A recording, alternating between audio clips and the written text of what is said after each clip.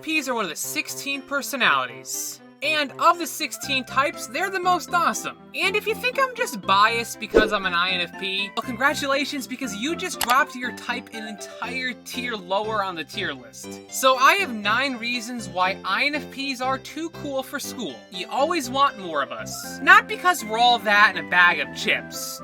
I mean, we are. But it's because you can never get a taste of us. We're like a constant tease. INFPs have a social battery that only has a maximum charge of about 3%. We're basically like an Apple product after a year. So you'll talk to us for 3 minutes, then you won't see us again for 3 weeks. INFPs never overstay their welcome. Unlike some types, they'll come over for lunch, then dinner, then breakfast, then lunch again. INFPs will leave before dessert gets there, and the bill. So you'll definitely want to see us again.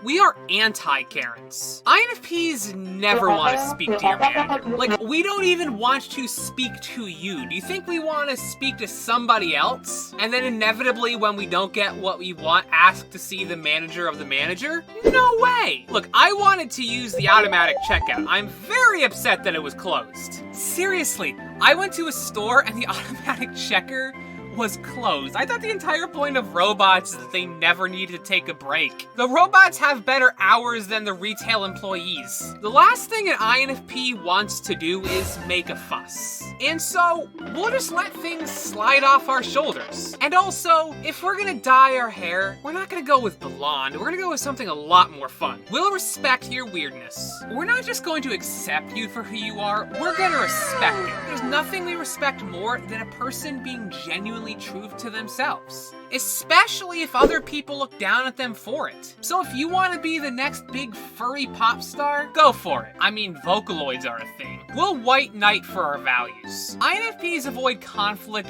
like censors avoid philosophy. There is an exception though. If you violate our values, then we'll not only accept conflict, we'll embrace it. We've been reading The Art of War just for this moment. INFPs may look like pushovers and teddy bears, but if you ignore our values, then we'll ignore the teddy part. INFPs may be shy, but we're also really good at saying goodbye. Our daydreams are like record-breaking blockbusters. Hollywood movies have kind of sucked lately. It's just poorly made sequels and turning cartoons into live-action films for some odd reason. I feel like Hollywood wants to put cartoon characters out of work. I guess they're just running out of ideas. I bet a Hollywood producer wishes they could get into my head, because every single maladaptive daydream I have is a cinematic masterpiece. Don't get any ideas, ENTJs. My thoughts are copyrighted. Problem is, all of these daydreams are kinda stuck in my head. They see the best in everyone. I think there's good in everyone. Well, most people. I've seen true crime. I think there are some people who are just born for evil. But I think that's far and few between. Most people can be good if you just give them a chance. If you're always treating somebody like the bad guy, don't be surprised when they become the villain. Look at Megamind.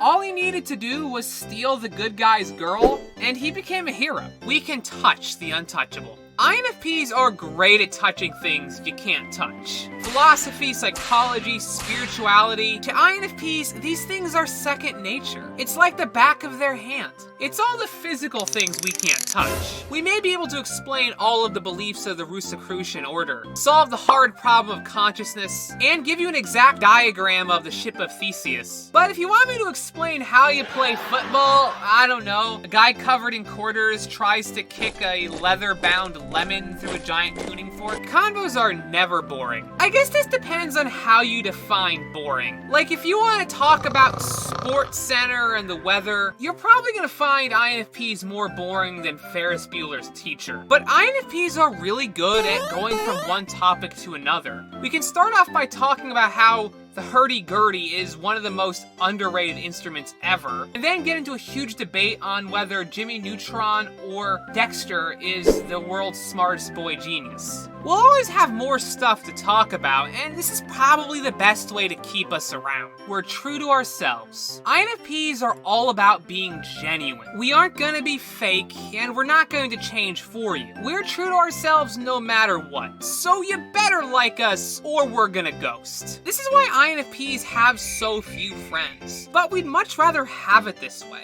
I'd much rather have a handful of really close friends than a massive social network of acquaintances. Like, if I don't even know your entire birth chart, are we even friends? But since you've heard the positive side of an INFP, maybe you should hear the more negative side. Watch my video on why INFPs are the worst types right here.